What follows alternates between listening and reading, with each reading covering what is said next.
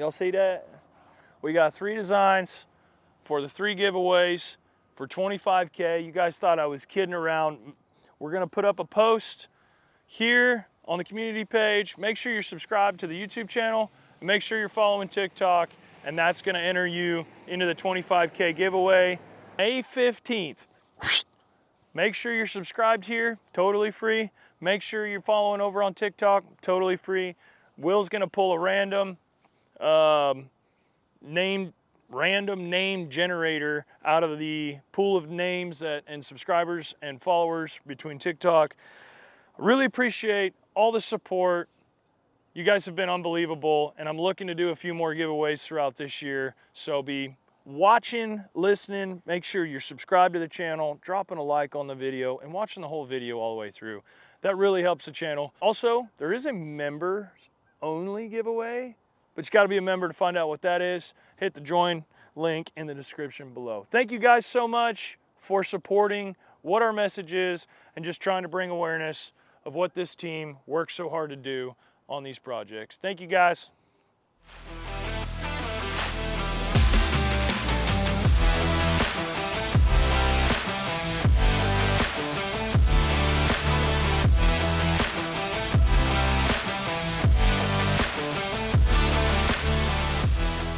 So Ducati here, these guys have been dealing with some project constraints. If you guys watched a couple videos ago, I think it was 3 or 4 weeks ago, I was out here walking with Sam on like hurricane wind. We'll put a clip in because it literally was blowing us over.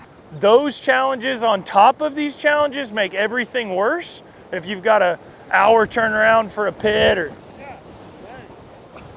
Hey guys. They're gonna be able to tell because my camera's shaking like a... Turns like that, you look like a duck, dude. Whack, whack. Oh my God. Met Sam out here talking about how we're gonna attack this silt fence because we had to keep moving it as we worked into the job. It was a complete swamp and wet area, done by design, but basically stripped the grass off. Then it was, hey, how much undercut? Of course, when you're dealing with an earthwork project like that, it's how much undercut, how much fill, it's all about the cut and fill, right? So we cut it, we failed a couple proof rolls. Once we got down to the contracted undercut level, we didn't move past that. We static rolled it in and tried to pass a proof roll. Well, we didn't. The geotech recommendation back from the previous owner owning this and producing that document in 2023. Anyways, we started reading into that even more. The GC and the owner, either one of them, has never read it. But it had a recommendation if we did fail the proof roll of what it was going to consist on the building pad. And so, long story short, we had to have a very big meeting last week discussing how we were going to attack this. If basically needed to get the original geotech designer, the geotech the GC has hired together, the GC and the owner's representation and us all together one time, all here. 11 o'clock last week.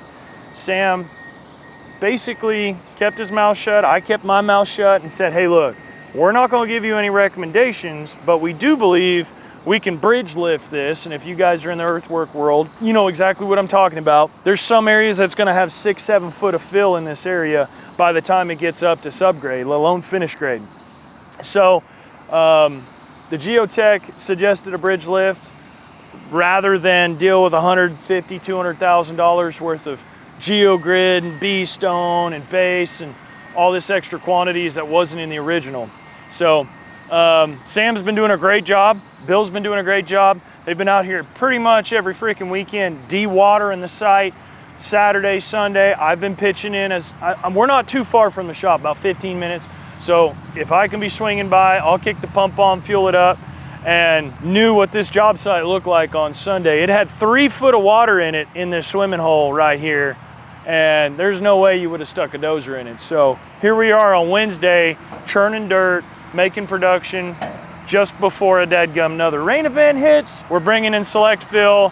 We've got approval from the geotech, and we're moving forward. And basically now that we've exported everything, got all the unsuitable soils, got all the geotechs to agree on a certain depth of undercut. Then I went back, or we did, to the ownership and said, hey, this is where the recommendation, this costs X. Are you good with that? And we found a workable solution that we didn't even have to end up giving that to the ownership, and it worked out for us time-wise. So you gotta be working with all of those parties, but I'm telling you, don't sit there and recommend it because you think you know better. That will get you in a bad, bad way very quickly. Well, we can just slap some, okay, well, the dirt contractor said you can take all the liability. And so we said, absolutely not. We are gonna follow the geotech's recommendation, and that's up to the owner's decision, but as a company, we're not gonna step outside the engineer's guidelines. Absolutely not. So that's what you've been seeing us kind of fight. We kind of got held up for a little bit, but Sam is pushing in some red. This will be building pad parking all the way around. Good little job. We got water, sewer, and storm drain. Storm drain pipes already sitting here. I need to understand why we ordered that so early.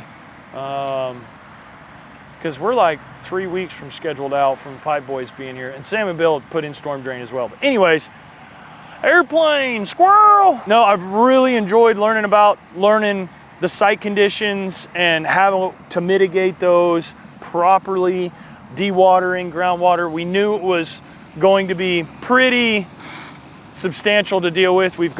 This is a 5-lane main corridor. It's actually a state highway that runs through Rogers, but this is a main collector for Rogers. The exit point for drainage is across the road, comes down the highway, and collects in this job site.